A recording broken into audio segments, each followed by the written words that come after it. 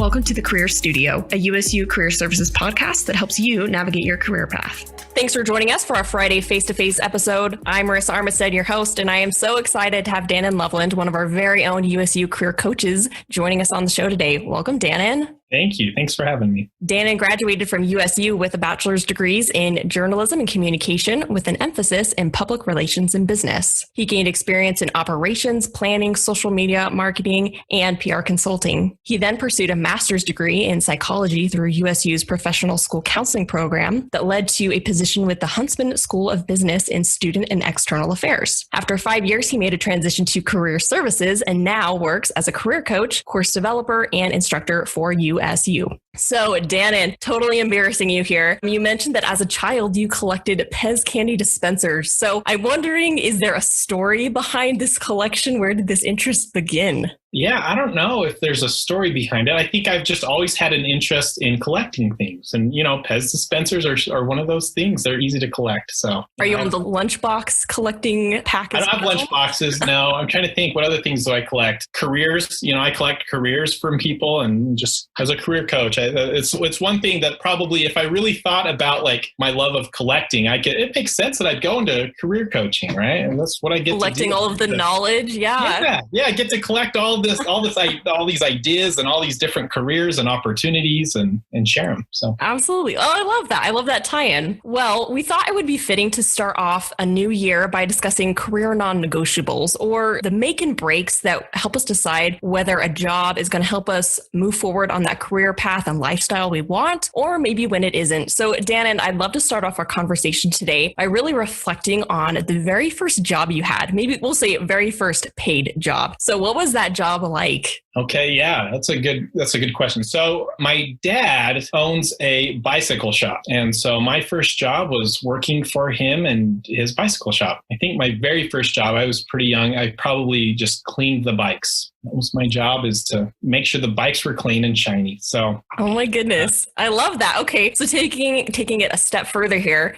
I look back at some of my earliest jobs, and there were certainly things that I learned about myself in that process. I definitely learned some career no's and some career maybes and some career yeses. So talk to us about what were some things that you learned in those early on jobs about yourself that maybe helped kind of shape what direction you wanted to move forward, or also informed you of what you did not want to do.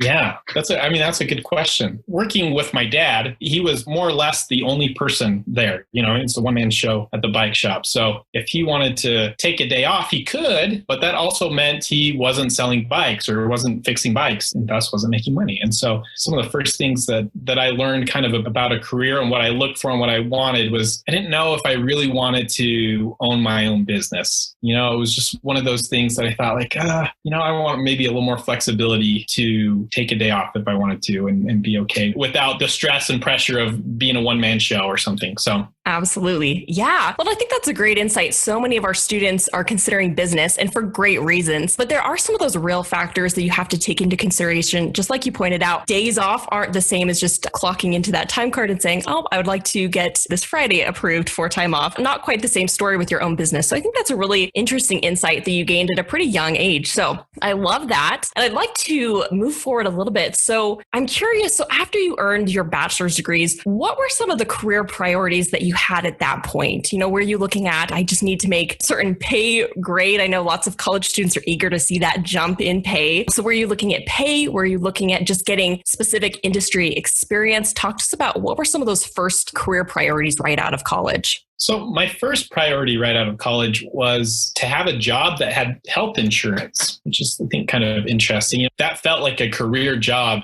to me, is to have health insurance. And with that, also was looking for like a job where I could get my foot in the door somewhere. And so those are the two main things that I looked at in my first job, was just getting my foot in the door, a job that had health insurance. Interesting. Okay. And I'm going to ask a super personal question, so hopefully that's okay. But I'm curious, I was going to ask, at what point, so lots of our students, are either in a pretty serious relationship, they might be married, they might have kids. When did those factors come into play for you? And how did that affect or maybe, lead to some of those priorities? Yeah. So I got married my last year. So my last year of my undergraduate degree. Okay. The summer before. So I had 2 semesters after I got married. And so, yeah, that did play. And my wife was also finishing up her degree at the same time. So I guess location is something you kind of consider as well with that. She had another semester after I graduated. And so, okay. So yeah, staying in a location where she could still go to school. Sure. Yeah. Those are great. And as far as how things change as a married person, I think there's something special and powerful about having a partner that is supportive of you. And so I think as far as careers are concerned, it was important for us to talk about careers and where each of us wanted to take our careers and support each other and how we could do that. And so it was just nice to have a partner that cared enough about me and about my career,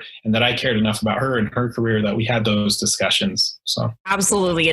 Dan, and I could talk for probably years about that, but I want to definitely back what you said. I found in my own experience that Jesse, my husband, and we've been able to kind of start that path of figuring out, okay, how do we know when to let one person, we put a little bit more emphasis on their career at this point. How do we know when to help the other person out? And education and all of the fun things that come with that process. But I agree. It's so important to have those conversations and to know where both of you stand so that both of you can be happy as you are trying to figure out, well, what are our priorities? What do we want to place emphasis on? So love those insights, Dan, and such a great thought. Mm-hmm. Okay, well, moving forward a little bit, talk to us about some of your early on jobs after your bachelor's degree, specifically looking at what were some of the skills that you were gaining early on and what parts of those skills have transferred throughout your career so far? So I took kind of a different career right out of college. So the first job that I had out of college, and I tell students this when I counsel with them, mostly to say that you can do better than this, but my first job out of college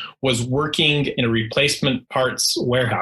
So I was in charge of picking things out of the warehouse and putting them in boxes and shipping them to wherever they needed to go. And that was my job. And I think maybe besides my direct supervisor, I don't know, I think I was the only person with a bachelor's degree in that whole place that I worked. So I obviously didn't go to school so that I could work at a replacement parts warehouse, but that's what I did. And it worked out well. Some of the things that I learned from that is really working with a variety of different people. I think that was really, especially people that had a much different background than what I had. In some of the jobs I had as a student, I was working with other students for the most part. And so, they were college focused and they were thinking about their career. When I worked in this replacement parts warehouse, a lot of them kind of had a whole bunch of different jobs, not really necessarily a career wherever they've gone. And so it kind of made me think a little bit different. I didn't love the job. When I first got the job, I didn't love it because part of that had to do with the fact that I didn't study, I didn't get a bachelor's degree, so I could do this. But I grew to really enjoy the job. And the thing that I enjoyed most about the work was the people that I got to work with.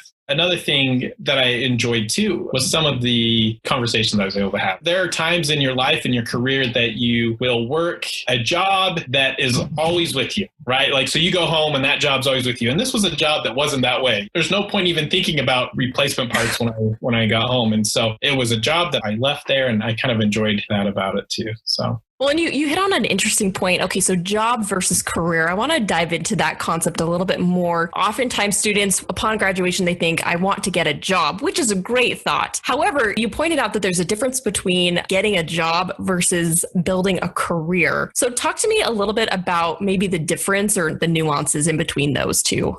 The biggest distinction between a job and a career is probably a few things. One, the relationship that you have with your supervisor. In a job, the relationship you have, that's just someone that I have to report to or whatever.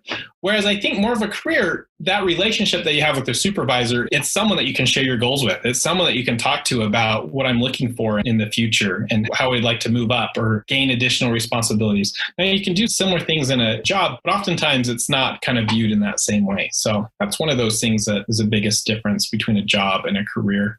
The opportunity to learn is always there in a career. I've known plenty of people that have taken a job and made it into a career. So I think there's that opportunity. And sometimes it really is just really about the approach. How do you approach this work, right? Am Absolutely. I going to give it my all? Or is this just something that I'm paying rent with?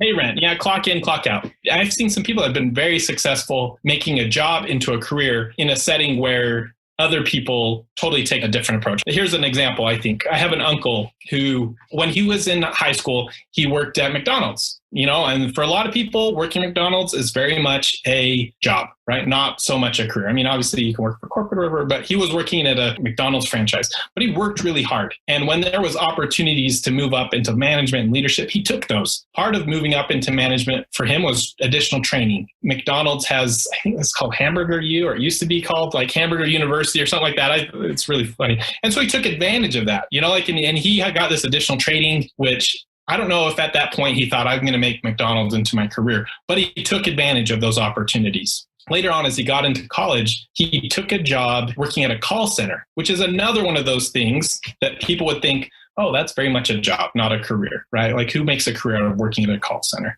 But because he had this training at McDonald's, he was able to move up into a leadership position in there at the call center. He was really good at what he did. And he approached that work very seriously as well, was able to solve problems and to really lead and manage people very well. Eventually, he kept getting promoted to the point where at one point he was managing a call center in the Philippines. He moved his family over to the Philippines and he lived there for a couple of years and managed in the Philippines. And so he's back in the United States now, but has some really cool opportunities. And every time he thinks about maybe leaving this job, his employer gives more money to him and more responsibilities. Like, no, we need you. We got to have you. And so I think it's one of those things that he has really kind of taken this approach of, is this a job or is this a career? He put his all into what other people might consider jobs and really has made a career out of it. And I think it's inspiring to me. I love seeing kind of people approach work in that way. So, I think that's a great example. And I love this idea of learning regardless of the circumstance. I think for most of us, we've all had or maybe are currently in a job that we maybe don't love, but with this approach of, what can I learn? What can I take advantage of? Even though maybe it's not the perfect situation. I love that mindset. And I think that's so valuable, especially as you're just getting started in your career, to be willing to take some of those positions that maybe aren't the dream job, but you'll gain some great experience that will propel you forward. So love those thoughts, Daniel.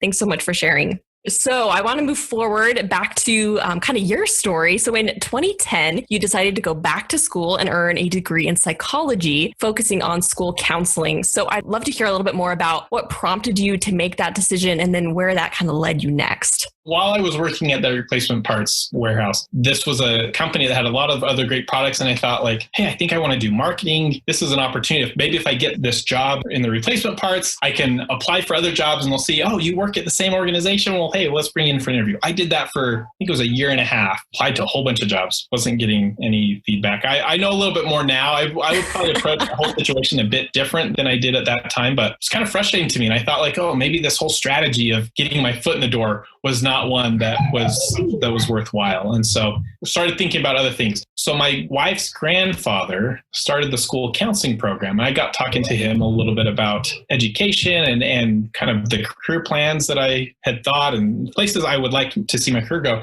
And he had mentioned the school counseling program. And that's really interesting. So as I did a little more research into school counseling, I thought like, yeah, maybe this is a good job. And the program at Utah State does a great job. In fact, go and watch your video about the school counseling program. I think that's on YouTube, isn't it? So maybe I'll link to that or something. It's a great program and it prepares people to become school counselors. And I thought like, yeah, that's really what I need. At the time, looking back at it, why would they accept into that program someone whose background is in journalism and communications and business into a school counseling program? Like it really doesn't make much sense. But regardless, I got into the program. It was great. I really did enjoy the program. It's a much different experience to be in a grad program than it is to be an undergrad program. Working in a cohort, the amount of focus, and you can really jump into the content in a little different way than you could in just your bachelor's degree. So the program is designed with a practicum and an internship. One of the internships that I did, or so for some of the hours for my internship, I actually did it at Career Services. They had offered an internship, and I later found out that was the first semester that they had offered an internship for school counseling interns, and really enjoyed my time as an intern and like talking to people about their careers and exploring their options that they might have, which was really valuable. Another thing that was part of that program I mentioned was as I interned, I spent some time in a couple different high schools interning.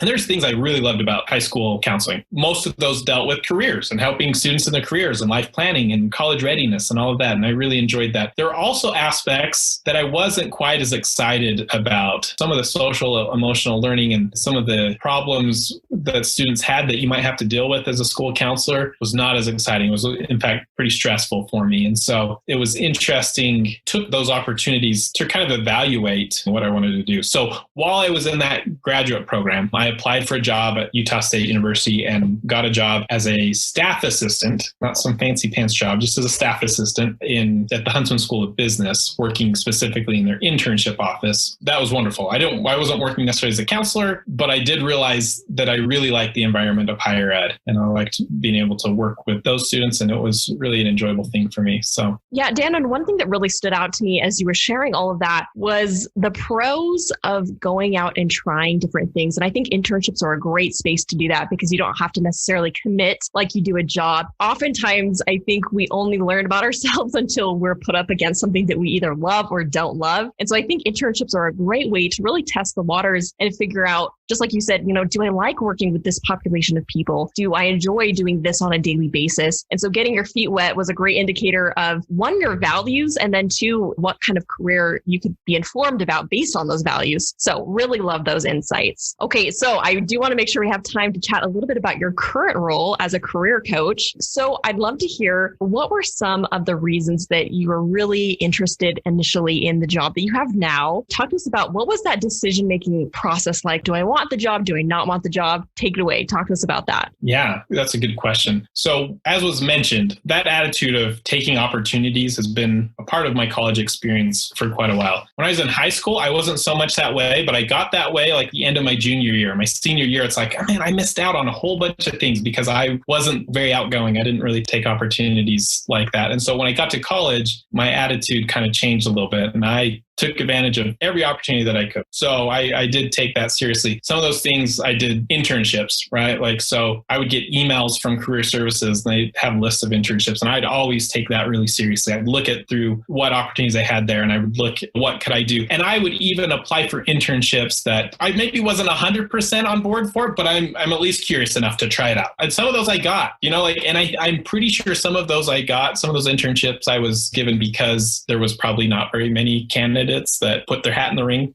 A number of them were unpaid internships or like remote internships, like 5 hours a week internship. Okay, well, I'll try it out. It's only 5 hours a week. I can probably manage that. And through that kind of process of doing a lot of different internships and trying different things, I got to know the career coach really well. And I really was impressed by my career coach that I worked with. His name's Eddie Singh. He's not at Utah State anymore, but he was great. I just admire his enthusiasm, his helpfulness, like his energy about careers. And it just really was inspiring to me. I still wasn't sure, because this was in my undergrad, I still wasn't sure that a career coach is what I wanted to be. And looking back, yeah, I really did value those career services professionals that I'd worked with as I volunteered and as I went out and met some of them. A funny side note, I'd kept a list, just a random list on my computer entitled Dream Jobs. And I would every once in a while, I would think of those and I would add something on there, and it had a whole bunch of things on, I had creative director. I didn't even know what a creative director does. And I still, right. Don't. Doesn't matter. But I put it on there because it sounded cool. Years later, I looked on that list. I forgot I started making this list. This was after I'd already become a career coach, but career coach was on that. I had put that as one of my dream jobs. This was not just random, right?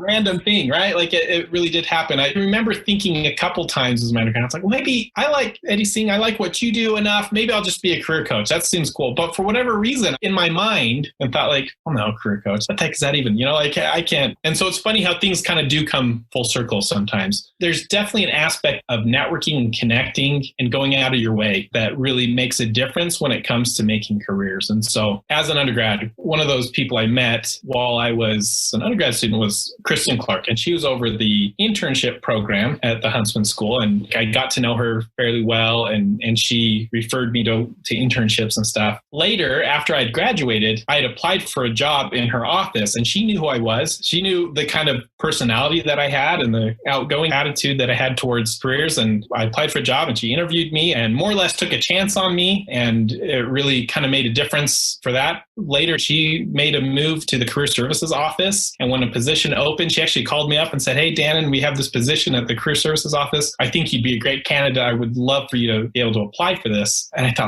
wow, that's cool. Yeah. I was flattered a little bit. You kind of sometimes don't think that your career is going to turn out that way, right? Sometimes people are very, very intentional with their career, and I admire those people that are very intentional. I'm not super intentional. I think that's okay. I think it's just a different approach to careers. And looking for opportunities, and being willing to jump at an opportunity when it comes. Just prepare yourself, make the connections that you need, and jump on that opportunity. So well, and I love that you bring up just this thought of everybody tackles careers a little bit different. And, it's funny because so I'm on the other end of the spectrum. I am a plan as much as possible, the 5-year plan, the 1-year plan, the 6-month plan. I always have a plan. And it's interesting because I've had to learn, and this is probably more of a strength that you already had. I have to learn sometimes things are just out of my hands. And while having a plan is great and makes me feel a little bit of peace in the long run, there are a lot of things that I can't guess what's going to happen. And so I think eventually you kind of find this middle ground of, there has to be a little bit of planning and a little bit of strategy involved, but there also has to be some room for the crazy things to happen that we don't expect, for the kind people that we can never imagine we'll meet to reach out and give us those opportunities. So I love that we're having this conversation and that you think differently than me. I think that's so helpful. And I'm sure a lot of students can relate to that. So I'm so grateful for those insights. Okay, 2 more questions for you and I'll do my best. We'll see how much we can get in here. One question that I think, I hope this is appropriate to ask, but I'd love to hear about a time when your job or roles or expectations conflicted with personal values or your career non-negotiables and how you handled that circumstance. That's a good question. It's something that I've talked to my wife before about, kind of that conflict of my values and whatnot. I've been lucky enough that I have not had many opportunities where there was a lot of conflict. Part of the reason for that is because I don't have a lot of non-negotiables. As long as it's not illegal or unethical or immoral, I'm willing to try something out. And I think being open and having those conversations before you get in a situation where like, oh, is this something I really want to do? Kind of can help that. I talked about how important it is to maybe have conversations with supervisors and bosses and all of that. And that can really help in those types of situations because they can know where your values are, right? Yeah, this is what I value. These are my priorities. And so as long as you know your priorities and you've put enough thought and effort into these are the things that are most important to me, and then you can communicate that with others, that can really help in the situation that you might find yourself in where there's a conflict. There's some morals there. Correct me if you think I'm wrong, but I think that really speaks to the importance of the interview process. So many people think I have to show off my best, whatever they are looking for, which is partially true. But at the same time, I think people forget that an interview goes both ways. Yes, it is an employer evaluating you as a candidate, but it's also you as a candidate evaluating the employer. And I always tell students, come with questions. You should have questions for the employer. And I think this is a great aspect of the type of questions you could bring to that interview is what is the culture like? And asking some of those questions that maybe can help you identify what are some of the core values or missions of this company, and does it align with my personal non-negotiables? So I think that's such an important concept. And again, we could talk about that for days probably, but I do want to make sure we wrap things up here. So I will just have this final question for you today. And that question is, if you could offer one piece of career advice about determining career non-negotiables, what would it be? I think this is a great question. To ask a career coach to only give one piece of career advice is a little bit difficult, but this is what I would say related to this. So if you think about all of the time and effort you put into evaluating, like purchasing a car, people spend a lot of time thinking about, what do I want in a car and what am I looking for, and looking up prices and gas mileage and all the bells and whistles and every little thing. Unfortunately, sometimes it feels like people spend more time evaluating the car they want than they do spending time introspecting and thinking about, I don't even know if introspecting is a word, thinking about their career. Thinking about what their values are, thinking about what they're looking for. And so that really is kind of a big deal, is to spend the time, spend the effort to really consider where my values lie. What are my priorities? What am I looking for? And consider those things, because while it might seem I'm kind of willy-nilly with my career path and career trajectory, and it's kind of taken a lot of different routes, my values have stayed pretty standard, right? There are things that are important to me, and the reasons that I work are very well aligned with my life goals. And so take the time to think about and contemplate on your career and what you need out of your career. And that really can make all the difference. Absolutely. Well, and Dan, and if I had to guess, I would guess that having flexibility and the opportunity to learn are probably some of your top career non-negotiables, which is great. And I just want to add a personal note. You're such a great source of knowledge on our team. I often refer to you for that knowledge. I so appreciate that flexibility that you have and that desire you have to learn. And I really think that comes through through not only to the staff that you work with, but also the students that you work with. So grateful for you being willing to share and talk about these things. I hope that any students that are listening that this resonates with, that they know that somebody's on their side, that somebody else didn't have that strict plan, but things still worked out. They were able to still make a plan and find a good path for themselves. So again, I just want to thank you for joining us today. I've so appreciated all of the insights you've shared with us. Thank you, Marissa. I appreciate being here. Thanks for joining us here at the Career Studio today. Please join us next week as we continue to discuss this month's theme of determining career non-negotiables.